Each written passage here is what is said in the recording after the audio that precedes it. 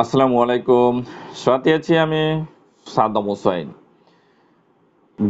জন্ম নিয়ন্ত্রণ বা গর্ভনিরোধের জন্য সবচেয়ে একটি ভালো ওষুধ এবং একটি জনপ্রিয় একটি ওষুধ এবং কার্যকরী একটি ওষুধ যেটির নাম হবে অবস্টেট গোল্ড। এই অবস্টেট গোল্ডটি কোম্পানির একটি ব্র্যান্ড নেম এবং যদি আমি জেনেটিক নাম বলি সেখানে হবে ইথাইনাল এস্টাডিরোল এবং হচ্ছে আরেকটি লাইনস্টেনল। এটাতে ইথাইনাল এস্টাডিরোল যেটা রয়েছে সেটা 0.0375 মিলিগ্রাম থাকে এবং লাইনস্টেনলটা থাকে 0.75 মিলিগ্রাম। এই দুটার ওষুধের কম্বিনেশনে আপনার অবস্টেট যে গোল্ড রয়েছে এই পিলটিকে তৈরি করা হয়েছে এবং অবস্টেট গোল্ড যে ওষুধটা রয়েছে আবার পিল রয়েছে সেই পিলে আপনি 22টি ট্যাবলেট থাকে অর্থাৎ 22টি পিল থাকে এবং এটা কি কি কারণে খাবেন বা কেন খাবেন বা ইন্ডিকেশনটা কি। লাইনেস্টেরল এবং ইথানল স্টাডিওলস একটি মিক্সড বা কম্বাইন্ড খাওয়ার পিল এবং এটা সাধারণত গর্ভ নিরোধক হিসাবে খাওয়া হয়, অর্থাৎ কি গর্ভটাকে রোধ করার জন্য এটাকে খাওয়া হয় এবং যারা নতুন দম্পতি বা যারা মাত্র বিবাহ করেছেন কিন্তু আপনারা সন্তান নিতে একটি গ্যাপ নিতে চাচ্ছেন এবং যাদের একটি বা দুটি সন্তান রয়েছে বা যাদের দুটি সন্তান রয়েছে আপনারা সন্তান নিতে চাচ্ছেন না, যাদের একটি সন্তান হয়েছে আপনারা যে একটু গ্যাপ দিতে চাচ্ছেন, সাধারণত 2 বছর একটি গ্যাপ দিতে হয়। এই গ্যাপটিকে দেওয়ার জন্য আপনার যতদিন ইচ্ছে আপনি চাইলে এই অবস্টেট গোল্ড যে পিল রয়েছে সেটাকে কিন্তু আপনারা খেতে পারতেছেন বা এটাকে খাবেন, খেতে পারবেন।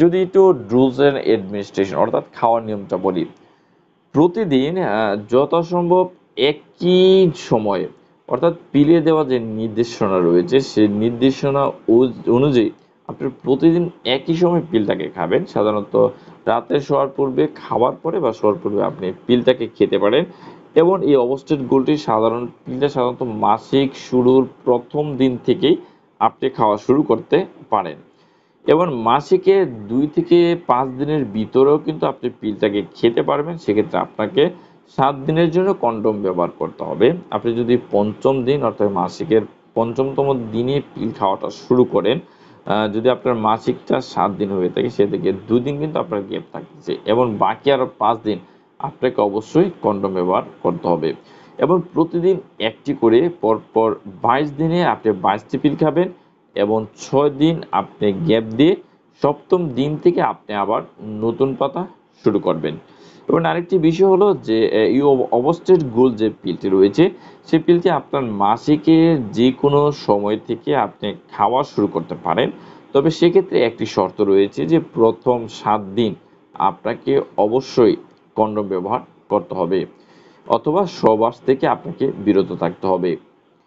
এই যে 6 দিনের ভেতরে অর্থাৎ আপনার যে পিলটা দিকে 6 দিন গ্যাপ দিচ্ছেন, যে 6 দিন গ্যাপে যে কোনো সময় আপনার মাসিক শুরু হবে এবং আপনি যথাসময়ে পরবর্তী পেকটা শুরু করা পর্যন্ত কিন্তু আপনার মাসিকটাকে চলতে থাকতে পারে।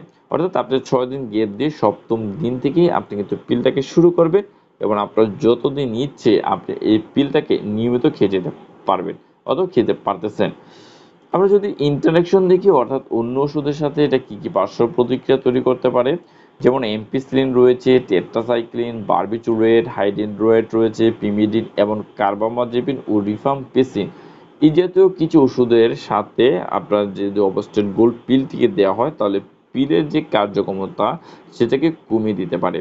পিল খাওয়ার সময় যদি আপনার এই ধরনের কোনো ওষুধ খাওয়ার একান্তই প্রয়োজন পড়ে সেক্ষেত্রে অবশ্যই আপনার নিকটস্থ কোনো ডাক্তারের সাথে পরামর্শ করবেন।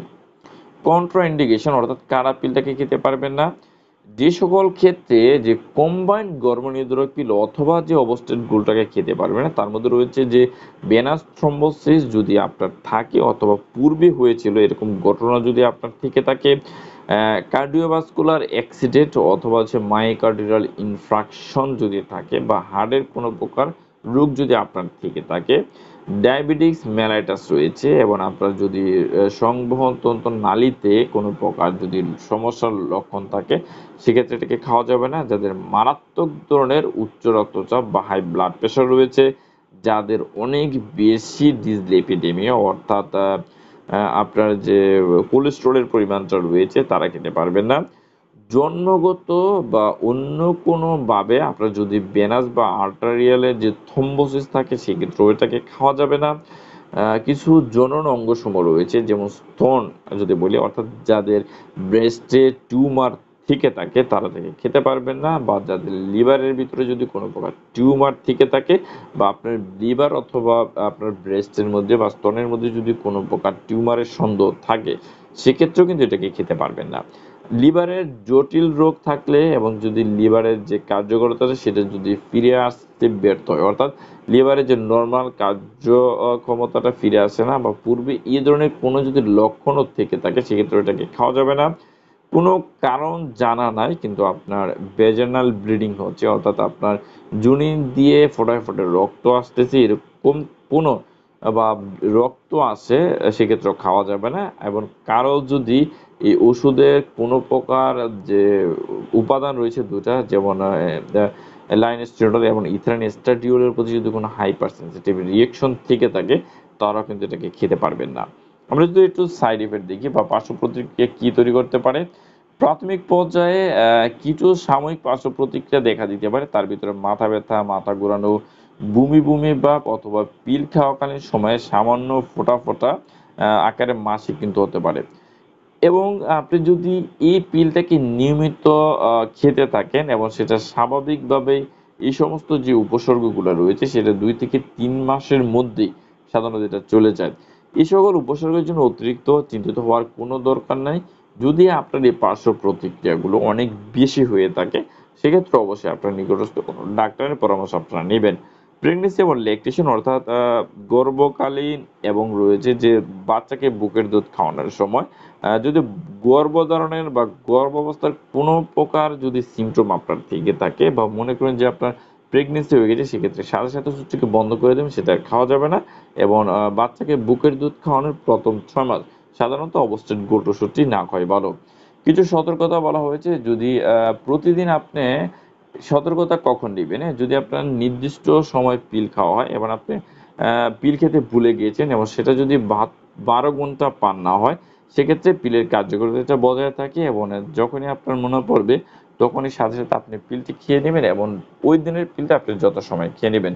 যদি সাধারণত ১২ ঘন্টা পার হয়ে যায় সেক্ষেত্রে পিলের কার্যক্ষমতাটা সাধারণত কমে যেতে পারে। এখন এক্ষেত্রে অবশ্যই আপনাকে ১ম এবং ২য় সপ্তাহে যদি আপনি পিল খেতে ভুলে যান সেক্ষেত্রে আপনি কিছু সতর্কতা প্রয়োজন নিতে হবে অথবা আপনার গর্ভধারণের ঝুঁকি থাকে।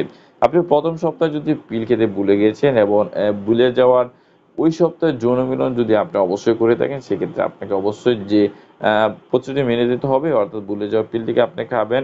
৭ দিনের যে অতিরিক্ত একটি সাবধানতা আপনি অবলম্বন করবেন। এরপর আপনার যে পুরো প্যাকটি রয়েছে সেটাকে শেষ করে দেবেন। ২য় সপ্তাহে যদি আপনি পিল খেতে ভুলে যান সেক্ষেত্রে ভুলে যাওয়া পিলটি খাবেন এবং আপনি কি করবেন প্যাকটাকে শুরু করবেন। ৩য় সপ্তাহে যদি আপনি পিল খেতে ভুলে যান তাহলে ভুলে যাওয়া পিলটিকে আপনি সাথে সাথেই খাবেন। প্যাকটাকে আপনি শেষ করে দিবেন এবং বা আপনি পিল খাওয়া বন্ধ করে বিরত দিতে পারেন। পরবর্তী প্যাকটি আপনি কিন্তু ইচ্ছা করলে শুরু করতে পারেন। অথবা কি হলো যে আপনার বর্তমান যে প্যাক সেটাকে বন্ধ করে দিতে পারবেন এবং আপনি যে ৬ দিনের গ্যাপ দেওয়ার কথা সেটাকে আপনি গ্যাপ দিতে পারবেন এবং ৬ দিন গ্যাপ দিয়ে ৭ম দিনে আপনার যে পিল রয়েছে সেটাকে আপনাকে অবশ্যই খেতে হবে। পেকের একাধিক পিল ভুলে গেলে অবশ্যই আপনাকে ডাক্তারের পরামর্শ নিতে হবে। কিন্তু বর্তমান যে গবেষণায় যেটা বলে, আপনি পরপর যদি ২ দিনও পিল খেতে ভুলে যান তাহলে আপনার ৩য় দিন ২ টো পিল একসাথে খেয়ে নিবেন। সেক্ষেত্রেও কিন্তু এই ঝুঁকিটা একটু কম থাকে। তাহলে অবশ্যই ঝুঁকি নেওয়াটা ঠিক নয়। আপনি প্রতিদিন পিলটাকে নিয়মিত সময়ে অবশ্যই খেয়ে নিবেন। সতর্কতার সাথে যদি আমরা কিছু দেখি, অর্থাৎ কিছু সতর্কতা আপনাকে অবশ্যই মেনে নিতে হবে বা মানতে হবে। যেটা হচ্ছে আপনার শারীরিক অবস্থা যেটা সমস্যার মধ্যে রয়েছে বা কোনো প্রকার যদি আপনার জন্ম নিয়ন্ত্রণের ব্যবহারের সঙ্গে কোনো সম্পর্ক না থাকে সেক্ষেত্রে অবশ্যই আপনার সতর্কতার প্রয়োজন রয়েছে। যেমন ডায়াবেটিকস মেলাইটাস অর্থাৎ এটা আপনার ডায়াবেটিস মেলাইটাস রয়েছে জন্ম নিয়ন্ত্রণের সাথে সম্পর্কিত না।